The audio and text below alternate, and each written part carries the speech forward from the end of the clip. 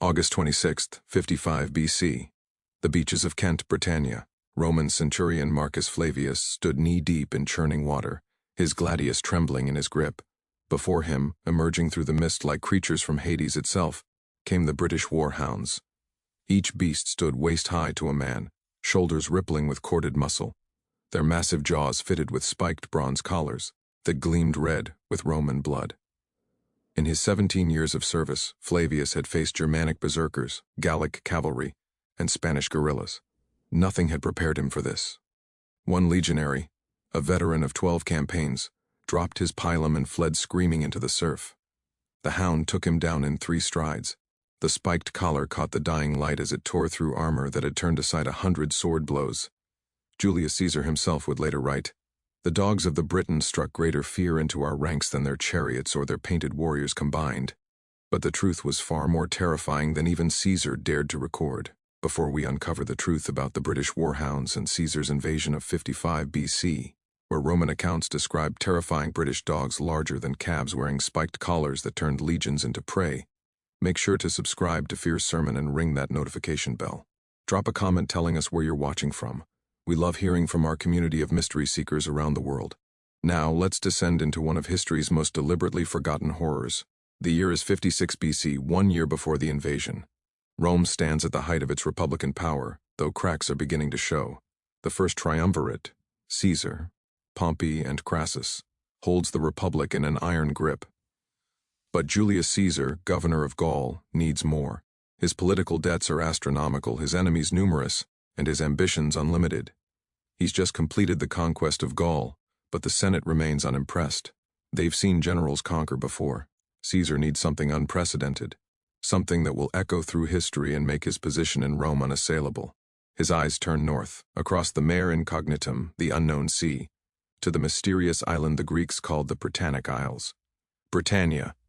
To Romans, Britannia is more myth than place. Traders speak of tin mines and pearls, of druids who command the elements, of warriors who paint themselves blue and fear no death.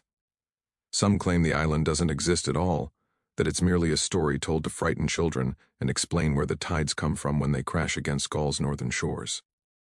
But one detail appears in every trader's account, mentioned in hushed tones around evening fires: the dogs. British merchants describe them as Cain's pugnaces, war dogs. But the term seems inadequate. Roman war dogs are large, yes, trained to guard and intimidate. The British animals are something else entirely. Descended from ancient Molossian bloodlines crossbred with local wolf stock, these mastiffs stand 3 feet at the shoulder. Adult males weigh upward of 200 pounds, all muscle and bone and controlled aggression. The Cantiasi tribe of southeastern Britannia has been breeding them for 400 years, selecting for size, fearlessness, and one specific trait: the ability to fight in formation alongside human warriors. In the hill forts of Kent and Sussex, tribal kennels house hundreds of these animals. They're trained from puppyhood with specific commands in the ancient British tongue. They learn to distinguish between the scent of tribe members and outsiders. They're conditioned to view bronze armor and rectangular shields, the signature equipment of continental warriors, as targets. And they're fitted with a unique piece of equipment that will haunt Roman nightmares for generations: the spiked collar. British metalworkers craft these from bronze and iron, each collar custom-fitted to individual dogs. The spikes project outward, 4 to 6 inches, angled to protect the throat and neck while turning the animal into a mobile weapon. When a warhound charges, the collar becomes a battering ram of metal points. When it leaps, the collar catches light and magnifies the visual horror. When it clamps its jaws around a limb, the spikes prevent defenders from striking back without impaling their own hands. The collars serve another purpose too. They mark these animals as weapons of war, sacred to the tribe, protected by law and tradition. To kill a collared warhound carries the same penalty as killing a druid or chieftain. But in the summer of 56 BC, as Caesar plans his unprecedented invasion, he knows none of this. His intelligence comes from Gallic merchants who've traded across the Channel. They speak of British warriors, chariots, and fortifications. They mention dogs, yes, but as an afterthought. Caesar's attention focuses on the human threats, the estimated 40,000 warriors the British can field, their mastery of chariot warfare, the tidal patterns that make beach landings treacherous. The dogs are mentioned in his briefings as guard animals, no different than those protecting Roman estates. This miscalculation will cost him nearly a third of his invasion force.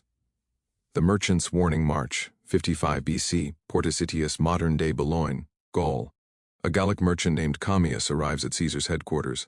He's just returned from Britannia, where he trades tin and copper for Roman wine and olive oil. He requests an urgent meeting. Tribune Quintus Liberius records the conversation. Commius appeared agitated in a manner most uncharacteristic of his usual composed nature. He spoke of the British preparations for war, which we expected, but then he spoke of the dogs. According to Liberius's account, Commius described witnessing a training exercise at a Cantiasi hill fort. 300 warriors formed a shield wall, while handlers released 50 warhounds from their kennels. The dogs advanced in coordinated packs of 5, targeting the gaps between shields with uncanny precision. They move like cavalry, Commius insisted, but lower, faster, and they fear no spear. Caesar, Liberius notes, dismissed the concern. Roman legionaries had fought wild animals in the arena, had faced attack dogs in Hispania and Africa. Surely trained soldiers with disciplined formations could handle British hounds. Commius tried once more. These are not dogs as you understand them, Caesar. They're bred for a single purpose, killing men in armor. And they wear armor themselves, collars of spiked bronze that turn them into living weapons. The general thanked Commius for his intelligence and turned to more pressing matters: ship construction, supply lines, title calculations. The merchant left the meeting shaking his head.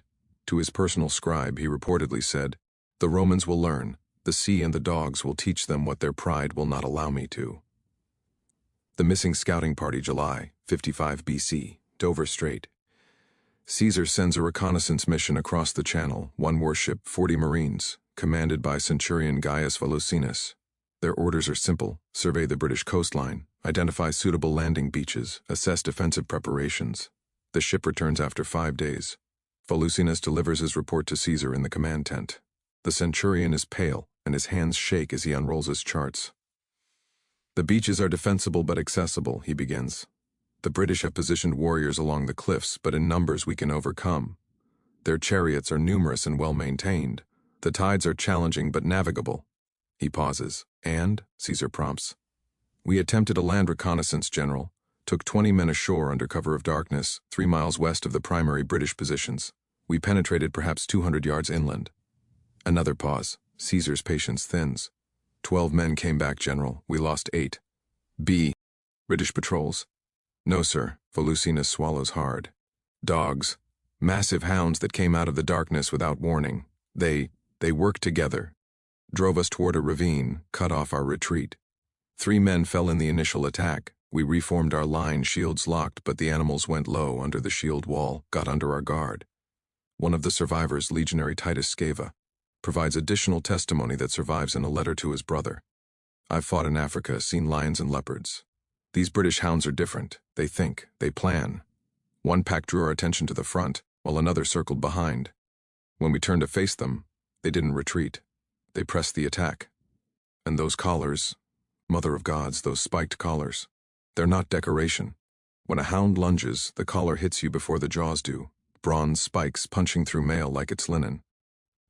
Caesar orders the incident, recorded, but classifies it as a skirmish with British scouts who employed dogs. The distinction seems academic at the time. In retrospect, it's everything. The Druids' message, August 20th, 55 BC. 6 days before the invasion. A small boat appears in the early morning mist, approaching Caesar's fleet as it assembles in Portus Itius. The boat carries 3 Britons, 2 warriors, and a Druid elder named Divitiacus. The Druid comes under a truce banner, requesting an audience with Caesar. The general, curious about British customs and always seeking intelligence, agrees. Divitiacus speaks fluent Gaulish, learned from decades of cross-channel trade. His message is direct: "Turn back, Caesar. Britannia is not Gaul. Our warriors are fierce, yes, but they are the least of your concerns. The land itself will fight you. The tides will betray your ships, and the hounds of war will feast on Roman flesh." Caesar, ever the politician, asks about tribute. Could Britannia become a client state, acknowledging Roman supremacy while maintaining internal governance? The Druid laughs, not with humor but with pity. "You don't understand. We oppose your landing not from strength but from mercy. The hounds, once unleashed, do not distinguish between warrior and civilian, adult and child. If you force us to loose them, the slaughter will haunt both our peoples." He leans forward, his voice dropping. I have seen what the warhounds do, Roman. I've watched them tear through cavalry charges, drag down mounted knights, break shield walls that held against 10 times their number. They are bred for one purpose only, killing armored men. And you, Caesar, are bringing 5,000 armored men directly into their jaws. The Druid describes the training in clinical detail, how the dogs are raised with mock Roman armor, shaped targets that teach them to recognize the silhouette of legionaries, how they're trained on the scent of olive oil and wine, the distinctive odors that mark Roman soldiers, how they learn to target specific weak points in armor, the backs of knees, inner thighs, armpits, the exposed neck above the lorica segmentata. They are not animals anymore, Diviciacus says quietly. They are weapons, living weapons that feel no fear, know no retreat, and stop only when killed or when every enemy is dead. Caesar thanks the Druid for his visit and offers gifts, wine, cloth, bronze mirrors. Diviciacus refuses them. Keep your gifts, Caesar. You'll need them to pay the boatmen when you cross the Styx, because if you land on our shores, 1/3 of your men will never see Rome again. The Druid departs. Caesar watches the boat disappear into the mist. Tribune Liberius records that the general stood silent for several minutes before speaking. Superstition and intimidation. The Britons hope to frighten us away because they cannot defeat us in battle. But Liberius also notes something else. Caesar doubles the cavalry allotment for the invasion, and he orders every legion to carry extra javelins, the kind used for hunting. Large game. If this story is giving you chills, hit that like button. The next part gets even more intense, and you won't believe what the Romans discovered when they actually landed on those beaches. Share this with someone who loves dark mysteries and untold history. Let's discover what happens next. August 26, 55 BC, the beaches of Kent, Britannia. Approximately 9:00 a.m. Caesar's invasion fleet, 80 transport ships and 18 warships carrying 2 legions plus cavalry, approaches the British coast near modern-day Deal. The white cliffs rise from the morning mist like the walls of a fortress. Along the cliff tops and beaches, tens of thousands of British warriors wait. But it's what waits in the kennels 300 yards inland that will change everything. The Roman ships ground in shallow water. Standard invasion protocol dictates the legionaries should form up quickly, establish a beachhead, and advance inland before defenders can organize. But the British coast presents a problem. The beaches are narrow, backed by cliffs, offering little room to maneuver. The legionaries hesitate. They're jumping into chest, deep water, weighed down by 60 pounds of armor and equipment, facing an enemy on high ground. It's a tactical nightmare. Then the Aquilifer, the eagle-bearer of the 10th Legion, makes his legendary leap. "Follow me, comrades, unless you wish to betray your eagle to the enemy." He jumps into the surf, holding the golden eagle standard high. It works. The legionaries follow, splashing through the waves, shields raised against the rain of British spears and arrows. The beach becomes a churning mass of men struggling toward the shore, the surf red with blood from wounded soldiers. The British don't charge to meet them. They hold position on the high ground, maintaining discipline, waiting. That's when Caesar, observing from his command ship, realizes something is wrong. Tribune Liberius records it. The general noted the peculiar restraint of the British forces. They hurled missiles and insults but made no move to engage our men in the surf, where they were most vulnerable. Caesar remarked that this showed either cowardice or cunning. Within moments we learned which.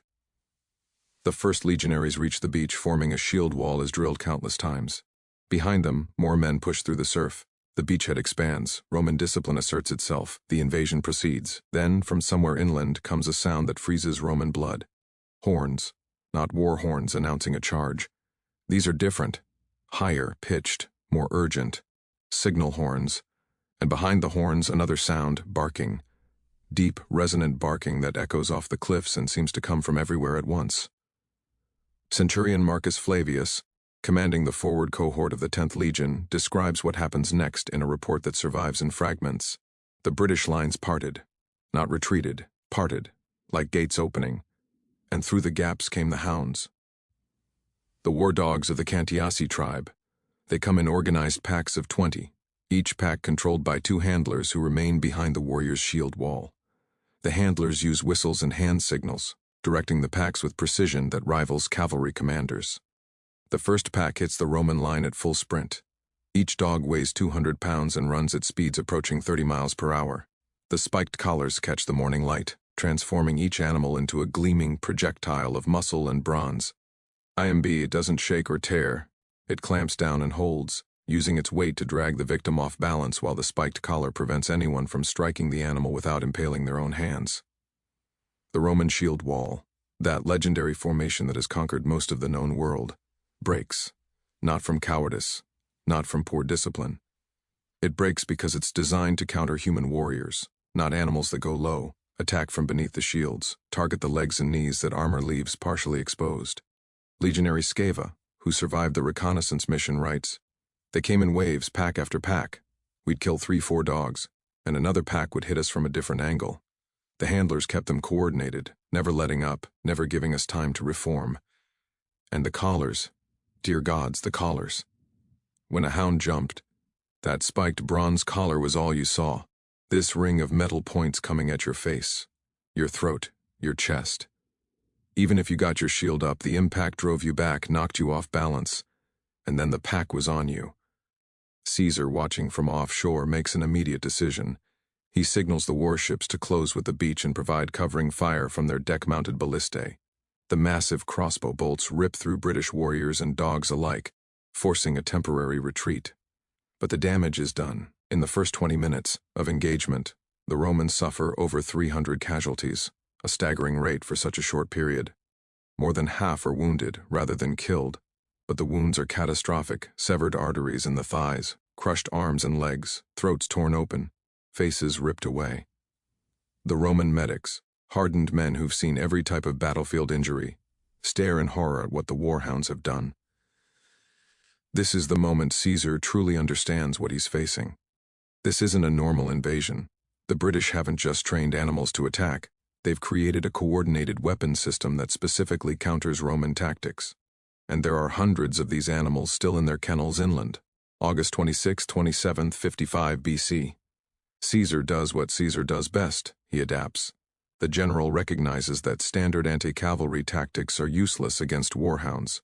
The dogs are too low, too fast, too willing to accept casualties that would break any cavalry charge. He needs new tactics.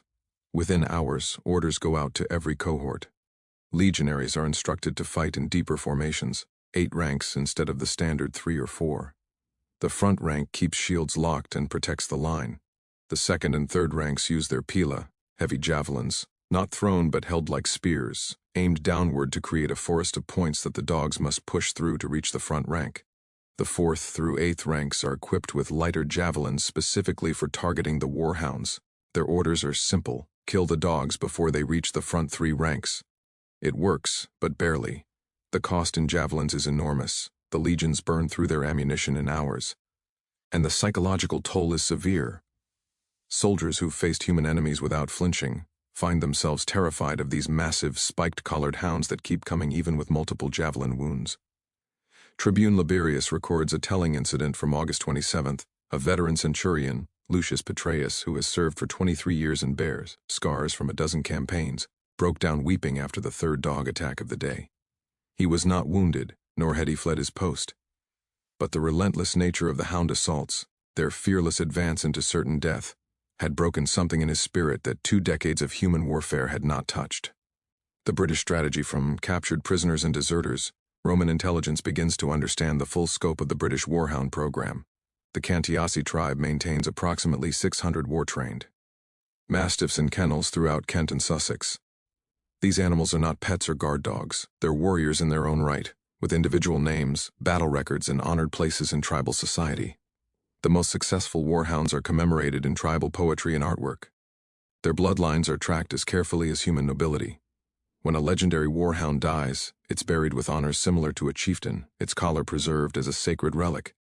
The training program is sophisticated and brutal. Puppies begin conditioning at 3 months old, learning to attack padded targets shaped like Roman soldiers. By 6 months, they're fighting in coordinated packs against multiple handlers wearing armor. By 1 year, they're participating in mock battles against full shield walls.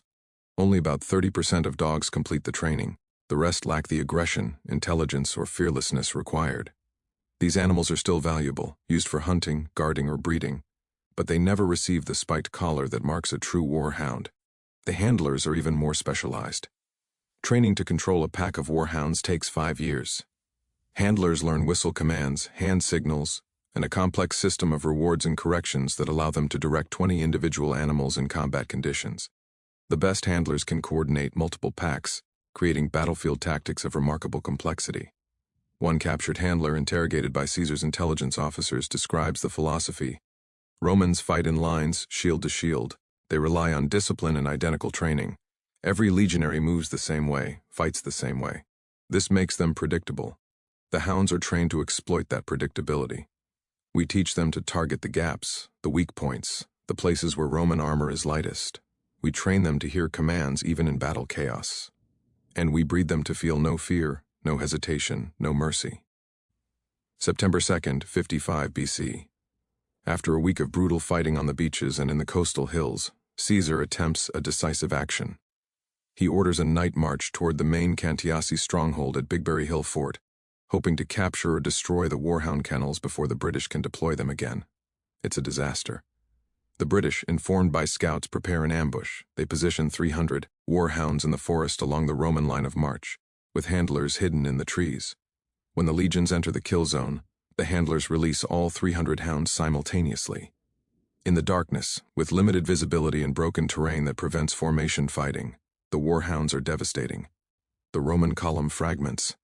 Individual cohorts fight isolated actions against packs of hounds that appear from nowhere, strike, and vanish back into the forest. By dawn, Caesar has lost nearly 600 men, dead, wounded, or missing. The night march is abandoned. The surviving legionaries retreat to the beach.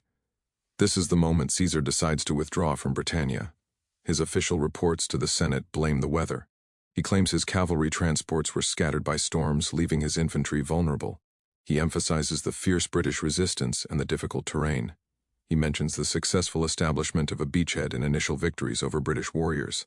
The warhounds appear in his official account as a footnote. The Britons employ large dogs in battle, fitted with spiked collars.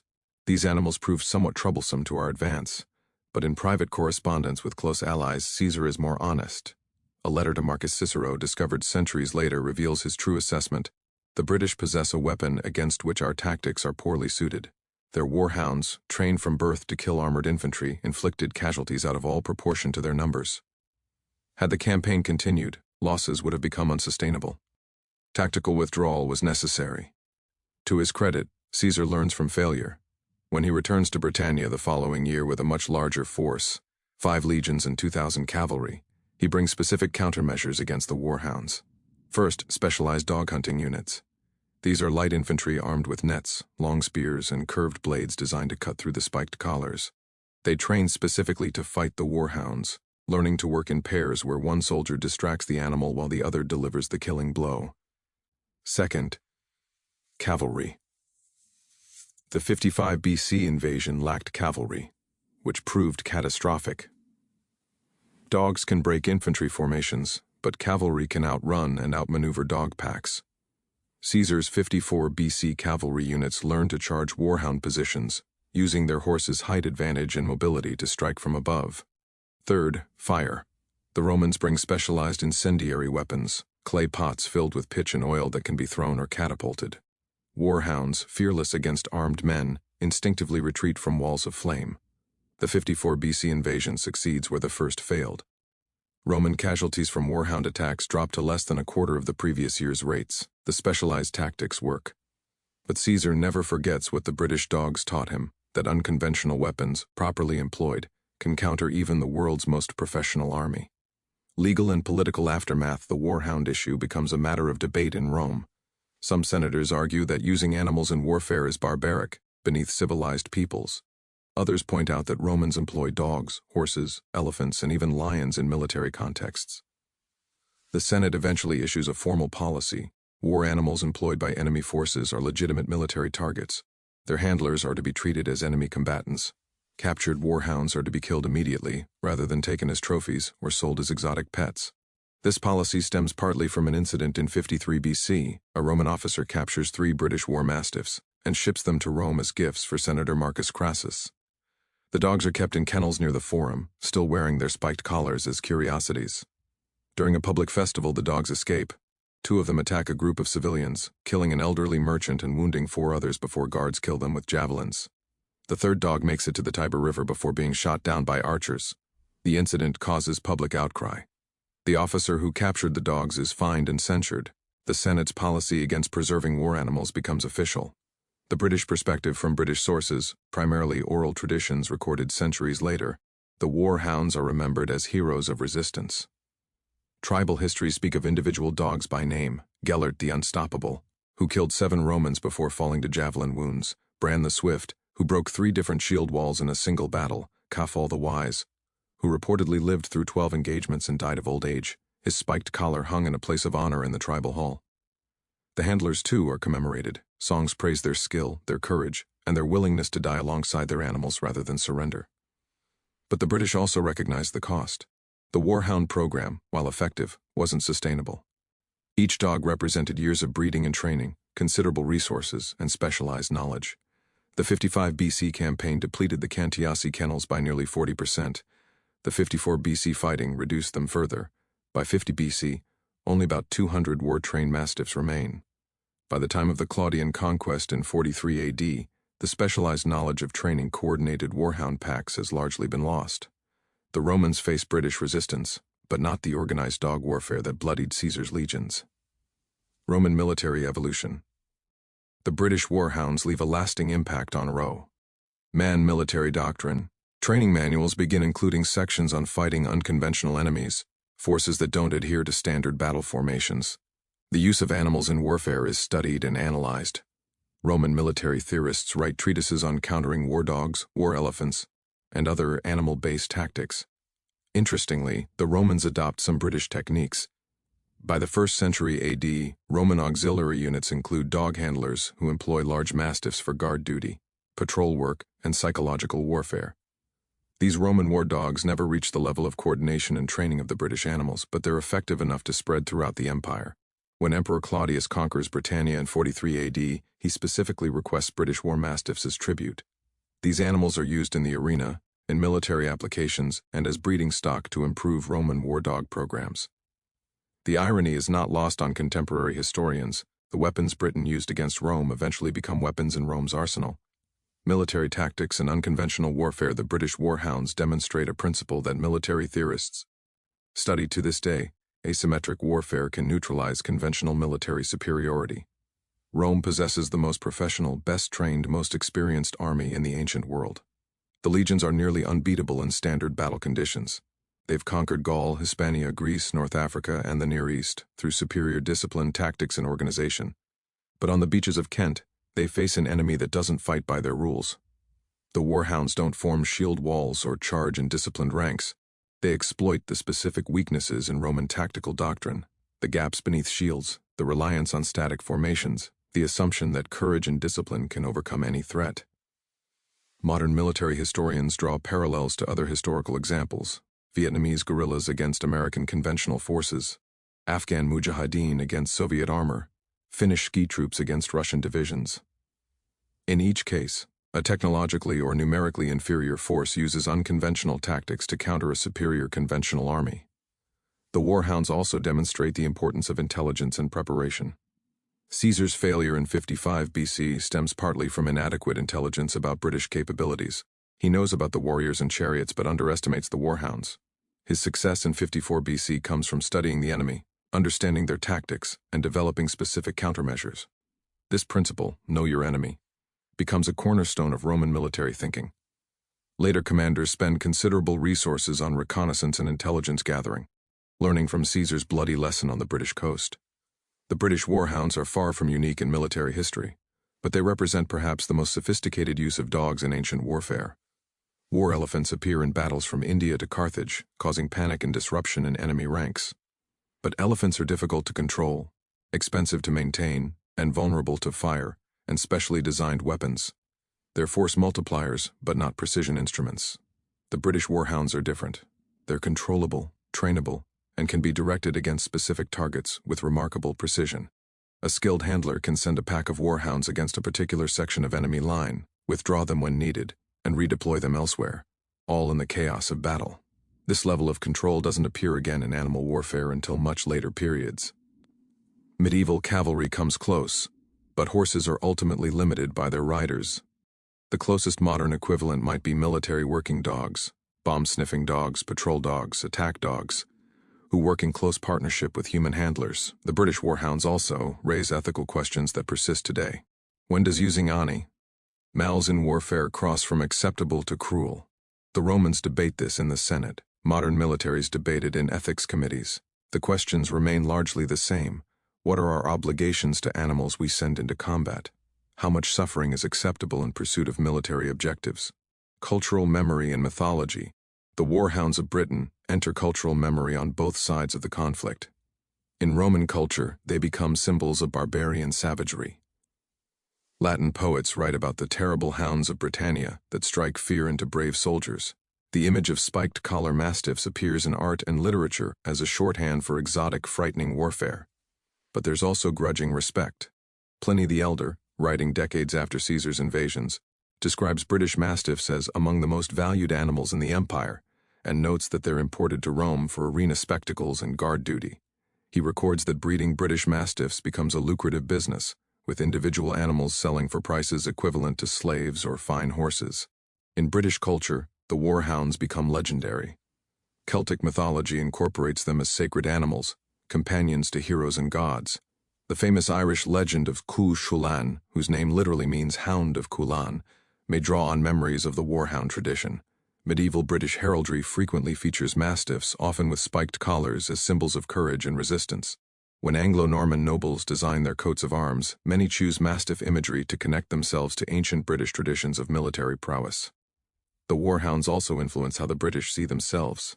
They become symbols of successful resistance against overwhelming odds, proof that clever tactics and home-ground advantage can defeat even the mightiest empire.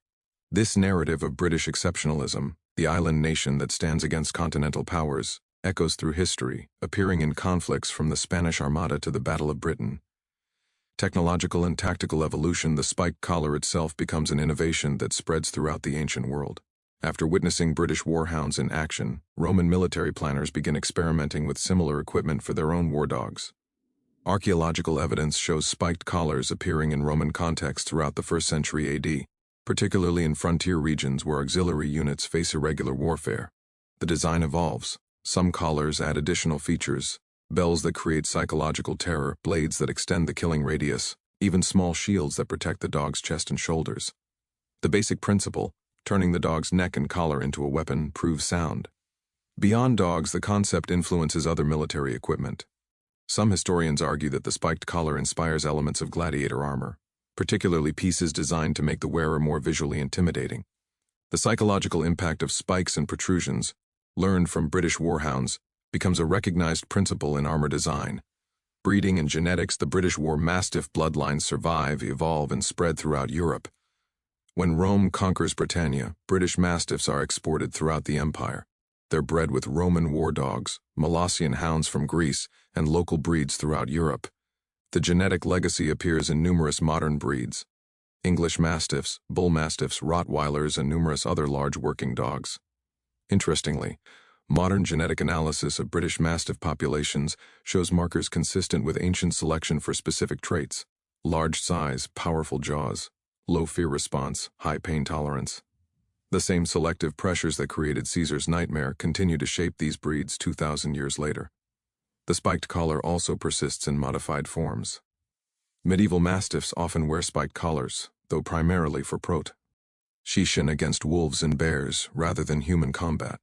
The practice continues into the modern era with livestock guardian dogs who wear spiked collars to protect against predators. Lessons for modern asymmetric conflict military academies still study Caesar's British campaigns, particularly the warhound engagements, as examples of asymmetric warfare. The key lessons remain relevant. First, conventional forces can be vulnerable to unconventional tactics specifically designed to exploit their weaknesses. The Roman shield wall is nearly unbeatable against human warriors, but vulnerable to animals that attack low and fast. Second, intelligence failures have consequences. Caesar's inadequate preparation for the warhounds costs him hundreds of casualties and forces a strategic withdrawal. Third, adaptation is essential. Caesar's success in 54 BC comes from studying British tactics and developing specific countermeasures. Fourth, psychology matters as much as physical capability. The war hounds' psychological impact, the terror they inspire, is as important as their actual killing power. These principles apply to modern conflicts from Vietnam to Afghanistan, where conventional military forces face unconventional threats that don't follow expected patterns. The British warhounds also demonstrate how technology and training can create force multipliers. Each warhound represents years of selective breeding, intensive training, and specialized equipment. This investment creates warriors that, pound for pound, are more effective than human soldiers in specific tactical situations. Modern militaries recognize this principle. Precision weapons, drones, cyber warfare capabilities, all represent significant investment to create force multipliers that change battlefield dynamics. What do you think drove the Britons to develop such a sophisticated warhound program? Was it desperation against Roman invasion, or had they been perfecting these tactics for generations before Caesar arrived? Leave your theories in the comments below. And let us know, would modern military tactics be effective against coordinated warhound attacks, or would we face the same shock that Roman legionaries experienced on those beaches? If this journey into ancient biological warfare fascinated you, make sure you're subscribed to Fear Sermon. Ring that notification bell so you never miss our deep dives into history's darkest corners, the stories they don't teach in textbooks, the battles that changed warfare forever, the innovations born from necessity and terror. Next time, we're investigating another unconventional weapon that changed military history, the Greek fire that burned on water and terrified medieval armies for centuries. You won't want to miss it. Until then, remember, the most terrifying weapons aren't always made of steel and gunpowder. Sometimes they have 4 legs, bronze collars, and jaws that can crush armor. See you in the next video.